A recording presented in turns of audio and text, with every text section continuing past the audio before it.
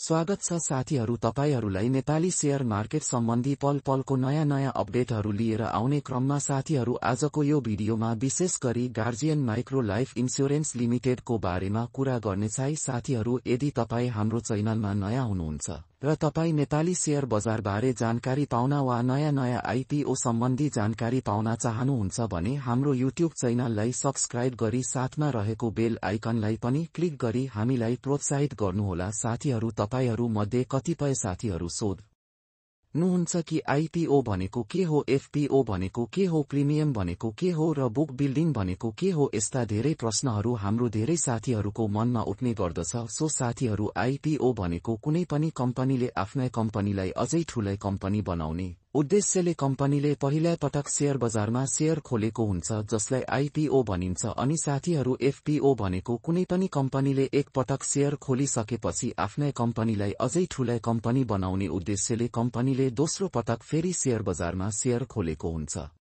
जसलाई एफपीओ भनिन्छ। अनि साथीहरू, प्रिमियम आइपीओ वा एफपीओ भनेको कम्पनीले आफ्नो कम्पनीको शेयर खाल्नु अघि किताबी मूल्य जति दिएको हुन्छ त्यसको डबल रकम थपेर कम्पनीले आफ्नो शेयर धेरै जना साथीहरूलाई पर्ने गरी धेरै मात्रामा कम्पनीले शेयर बजारमा शेयर खोलेको हुन्छ। जस्तै उदाहरणका लागि, यदि किताबी मूल्य 100 रुपैयाँ प्रति किता छ भने त्यसमा 200 रकम थप गरी 300 प्रति किताको दरले कम्पनीले शेयर बजारमा आफ्नो शेयर खोलेको हुन्छ, जसलाई प्रिमियम भनिन्छ। अनि बुक बिल्डिङ भनेको कम्पनीले आफ्नै कम्पनीलाई अझै ठूलै कम्पनी बनाउने उद्देश्यले कम्पनीको संस्थापकहरूले आफ्नै कम्पनीको वार्षिक आम्दानीलाई आधार मानी संस्थापकहरूले आफू अनुसार प्रति किता धेरै नै मूल्य पर्ने गरी तोकेर थोरै मात्रामा शेयर खोलेको हुन्छन्, जसलाई बुक बिल्डिङ भनिन्छ।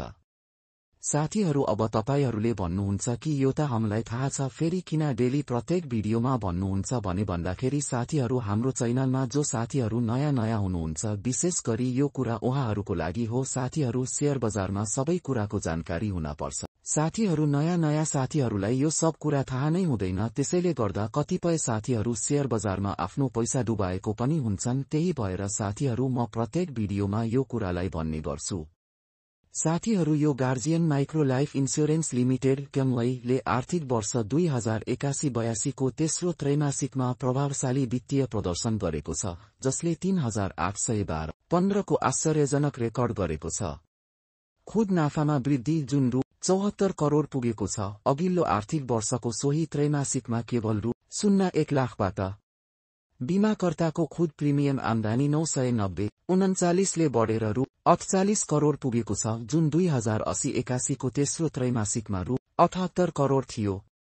त्यसैगरी लगानी, ऋण र अन्य स्रोतहरूबाट हुने आम्दानी 996 ले बढेर कुल रु 79 करोड पुगेको छ। जीवन बीमा कोषमा पनि 440.56 को उल्लेखनीय वृद्धि भएको छ, जुन 234 करोड रुपैयाँबाट बढेर 12.65 करोड रुपैयाँ पुगेको छ। खर्चको हिसाबले कम्पनीले खुद दाबीमा रु 53 करोड भुक्तानी गरेको छ, जुन अघिल्लो वर्षको तुलनामा 1213 ले ठूलो वृद्धि हो। आयोग खर्च पनि 1027.92 ले तीव्र गतिमा बढ्यो, कुल रु 10 करोड। कायम राखिएको आम्दानी 3283 ले बढेर रु 9 करोड पुगेको छ, जबकि विपत्ति भण्डार 1423 ले बढेको छ। कम्पनीको चुक्ता पुँजी अहिले रु 75 करोड पुगेको छ, जुन अघिल्लो वर्षको तुलनामा 4286 ले वृद्धि हो। यसको प्रति शेयर नेटवर्थ 176 रुपैयाँबाट थोरै सुधार भएर 136 रुपैयाँ पुगेको छ र वार्षिक प्रति शेयर आम्दानी 2638.51 ले बढेर 488 रुपैयाँ पुगेको छ। त्रैमासिकको अन्त्यमा गार्जियन माइक्रो लाइफ इन्स्योरेन्सको फी अनुपात उल्लेखनीय रूपमा उच्च 507.91 रहेको छ। र साथीहरू, यो भिडियो तपाईहरू कहाँदेखि हेर्दै हुनुहुन्छ कमेन्ट गर्नुहोला र यो भिडियो तपाईहरूलाई कस्तो लाग्यो कमेन्ट बक्समा कमेन्ट गरेर आफ्नो सुझाव सल्लाहहरू अवश्य दिनुहोला। भिडियो पूरा हेरिदिनु भएकोमा सम्पूर्ण साथीहरूलाई धेरै धन्यवाद रहेको छ।